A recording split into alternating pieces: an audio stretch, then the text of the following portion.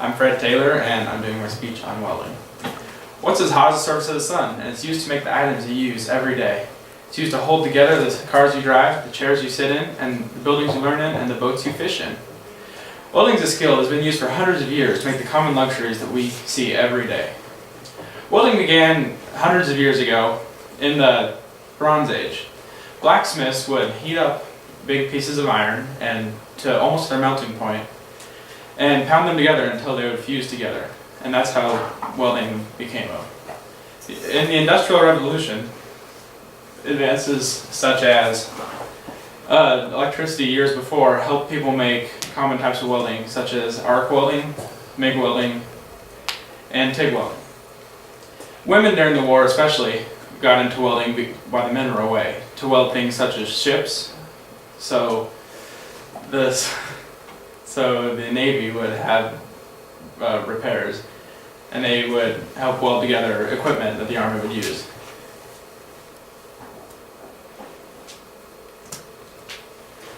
Some things about safety.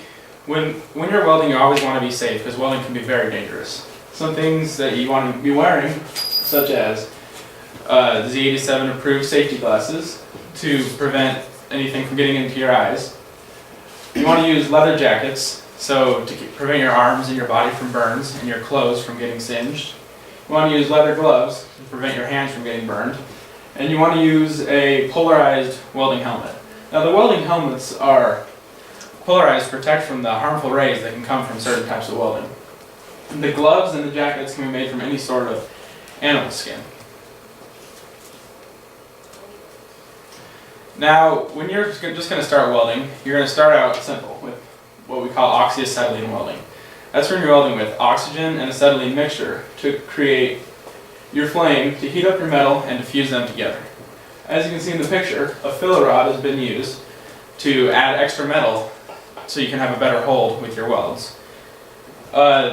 It's good to start with the basics. So when you weld, you want to start making a puddle, and a puddle will be the molten metal that you'll go down your weld to fuse it together. And the gases and the acetylene make a very hot flame. You will also want to be using your polarized helmet for this. Once you get a little more advanced, you want to move on to arc welding. Arc welding is welding with an electrode and electricity. It creates an arc that sprays metal particles off this electrode right here and will go onto your weld and fuse it together, and it will be a much, much stronger weld. There's different kinds of electrodes you can use for your welds to create stronger welds or different welds for different situations. They use an alternating current or a direct current depending on the electrode also. MIG welding, or metal inert gas welding, is another kind of welding that uses electricity. This welding is wire feed, and the wire that comes out is what you're going to be fusing your metal together with. And while your metal is being fused together, there is going to be gas that comes out, which is an inert gas, so it doesn't mix with any other elements.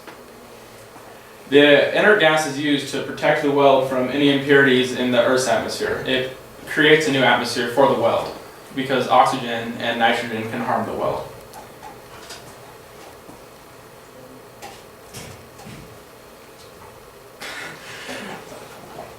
Some other notes on welding are that you can be in certain situations. So you can weld underwater with arc welding, which is called hyperbaric welding, to repair ships, pipelines, piers, bridges, anything.